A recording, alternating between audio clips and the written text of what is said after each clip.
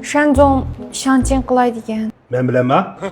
Yo'q, av boshqa bir bal bilan. Ha şansın bağımamsan bir yerden imiş kılıp жүрsen. Menga azroq bir aql yurtdamiki degandim. Oy men sen nima aql ko'rsatma.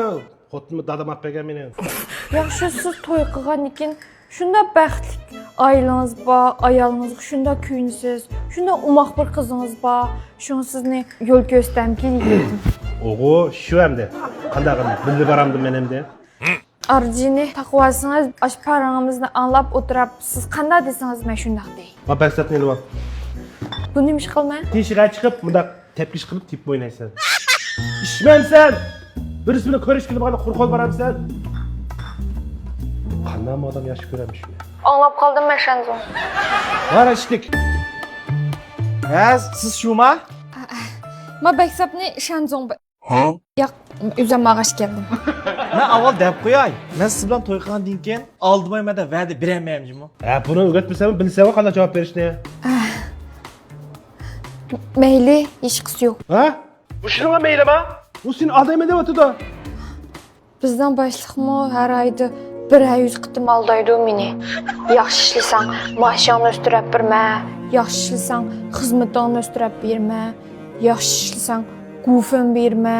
Yaxshi ishlasang, yillik mukofoting jiq chiqadi deb aldaydi. Bir qitimni qilib bermaydi. Bunda aldashlarim kunab qoldi. Bu sizlarning loba aldamchi-ku. Qo'yimichi bilan nima farqi bor uni? Shanzong, menga gap qanday javob berma. Yana birga, mening yig'ib qo'ygan pulim yo'q. Namuna necha chiyonka bor. Ha? Bunda olsa bir patron qarz bor degan gap o. Mening azroq yig'ib qo'ygan pulim bor. Onaga deb bera, bilib olsin seni qanday yomonligini. Men bir yilgacha Shanzongda bosh yoqib bermagan pullar. O'z chekkan tamakining puli, üzüşgan aroqning puli, cho'chay qilgan pul, taksining puli.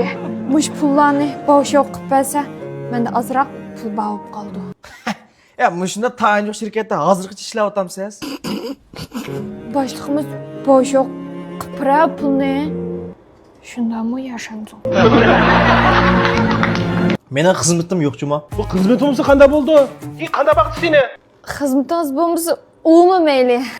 Hozir xizmat qilsa pul topib olmaydi. Men xizmatni qilishdan burun karimda 20 ming qo'y so'ng karim bordi. Men shirkat kichaygandan keyin uyning ijara puli, kira puli, tomoq puli, o'zimning xarajati bo'lib hozir 50 ming qo'y qarz bo'ldi. Hech qisi yo'q. Uju, bu sizning ahvolingiz menikidan nachar ekan-ku. Men sizni olsam ishimiz divonchilik qilamizmi? Aqmas lobingiz bilan billa. O'qib qo'yva, vaqtim isrof qilmay. Shanzong, bu Shanchening taslikidan shunisiga xotin dadangiz olib beribdi ekanda. Alo.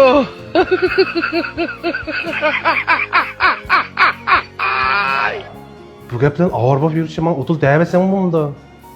Xijil qilib adam.